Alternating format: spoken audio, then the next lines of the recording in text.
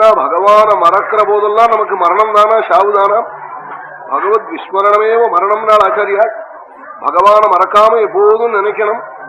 அதுக்கு இதெல்லாம் ஒரு மார்க்கம். இப்ப பகவத்குணம் 2 மணி காட்டா சுவாமியை பத்தி வெறுமனை கேட்க போறோம், பகவானை பத்தி பேசினா உள்ளேன்னா வந்து உட்கார்னா அவன் கருணா சமுத்திரன் நீலமேக சியாமலம் கோமலம் சரயூதீர விஹாரி கௌசல்யா பாக்யம் தசரதனுடைய தபஸு மங்கள சரணம் கல்யாண காத்திரம் பத்ம நேத்திரன்னு சொன்னா சுவாமி நம்ம உள்ளேன்னா வந்து உட்கார்றாள்.